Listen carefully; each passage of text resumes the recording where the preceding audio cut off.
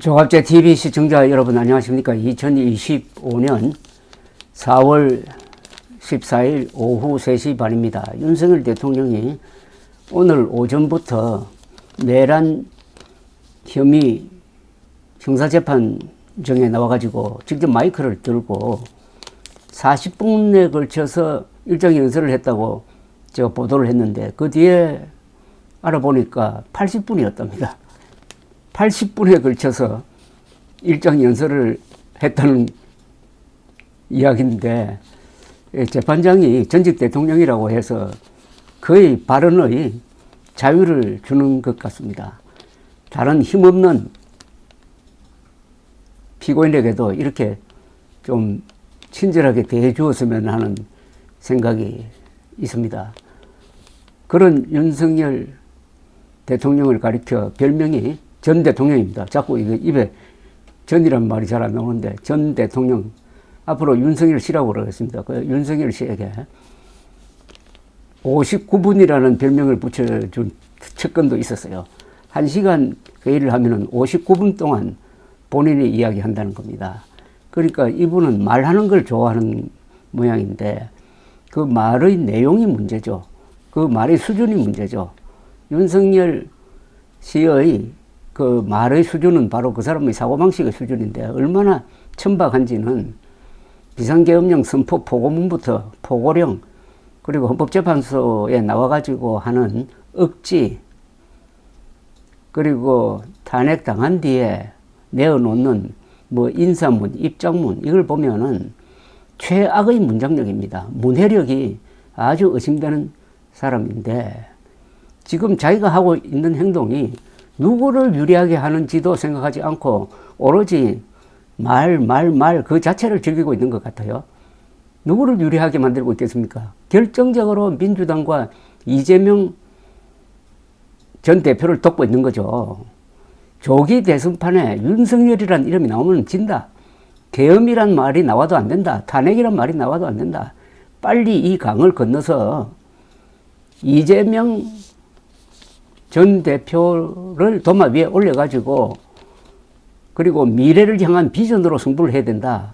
그래도 이길까 말까 한 이런 상황에서 연일 언론을 지금 덮고 있는 게 윤석열과 그의 그림자입니다. 한덕수 추대론이 나오는데 한덕수 추대론도 한 이틀 가니까 한덕수 뒤에는 윤석열이 있다. 윤석열이 아바타다는 쪽으로 이게 여론이 기울고 있습니다. 그러면 끝납니다. 오늘 떠들었으니까 또 얼마나 많은 표가 날아갔을까요? 여기에 대해서 석간 문화일보 실온 김세동 논설위원이 중도 내치는 친윤 이당선 거드나라는 제목의 칼럼을 썼는데 이런 제목이 있습니다. 이재명 전 대표를 극도로 싫어했던 윤 전 대통령이 그의 최대 은인 우군이라는 건 본인과 강성 친윤과 극렬 지지자들만 모른다. 아직도 윤 전 대통령 손을 잡고 울고 심지어 거의 대선 출마를 주장하는 윤어게인 운운하는 이들도 이재명 대통령 만들기에 복무하고 있다. 윤어게인이 도대체 무슨 말입니까? 그런데 멀쩡한 사람, 글로서 먹고 살았던 사람들 중에서도 윤어게인 하는 이들이 적지 않습니다. 참 윤석열 씨가 여러 사람을 비참하게 만들고 있습니다. 정치적 상황을 고려하지 않고 극단 세력끼리 모여 벌인 화끈한 정치적 선택은 정작 적대하는 세력에 도움만 주는 경우가 많다. 하마스의 이스라엘 기습 공격과 민간인 학살 납치는 사법 리스크로 코로나에 몰린 베냐민 네타냐후 총리를 기사 회생시켰다. 2004년 총선을 불과 한 달 앞두고 한나라당과 새천년 민주당이 합작한 무모한 노무현 대통령 탄핵 소추는 진보 세력의 약진과 보수 정당 몰락의 시작을 열었다. 그러니까 제가 평소에 주장하던 것하고 똑같은 이야기입니다. 윤석열이야말로 이재명의 프락치다.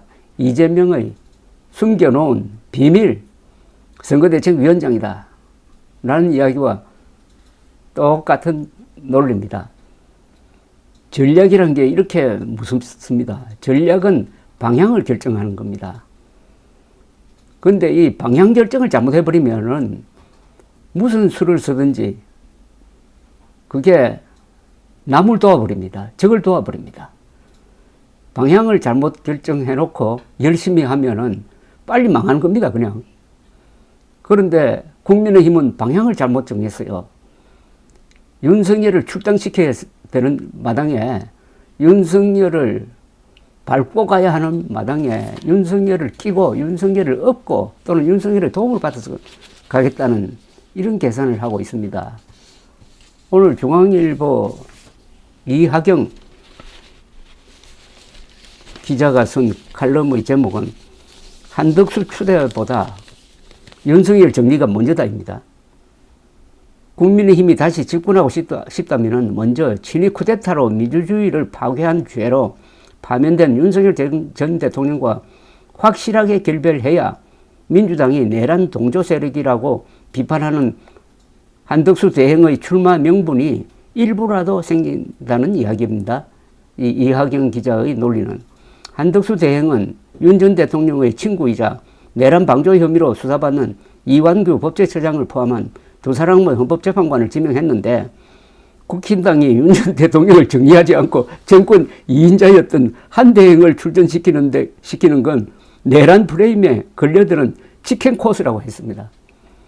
그러니까 지금 선거에서 망하기 위해서 막 국민의힘이 여기저기서 최선을 다하고 있다는 겁니다. 윤석열부터 나와가지고. 이하경 기자는 헌법재판소가 8대0 만장일치로 파면했지만 윤 전 대통령은 사과하지 않고 자신이 일으킨 평지풍파의 결과인 이번 대선판에 구도로 개입하고 있다고 분석을 했습니다. 한덕수 대행 추대에 친윤계가 앞장서고 있는 것도 예사롭지 않다는 겁니다. 윤 전 대통령 주변에서는 파면 이후 다시 출마하는 방안을 검토했다는 이야기까지 들린다고 합니다. 민심은 윤석열 출당을 원하는데 당사자는 전혀 다른 세상에 살고 있다는 겁니다. 이하경 기자는 이런 상황을 정리하지 않고도 국민의힘이 또 정권을 잡겠다고 심판의 소매를 잡아당기는 것은 국민을 우습게 보는 것이라고 못을 박았습니다. 오죽하면 김건희 씨 출마 이야기까지 나오겠습니까? 그때도 저는 맨 처음에는 웃었는데 가만히 생각하니까 이게 웃을 일이 아니다라는 쪽으로 생각이 바뀌기도 했습니다. 그만큼 이 윤석열 씨의 사고 구조는 독특합니다. 남에게 폐를 끼쳐도 미안한 얼굴이 아닙니다.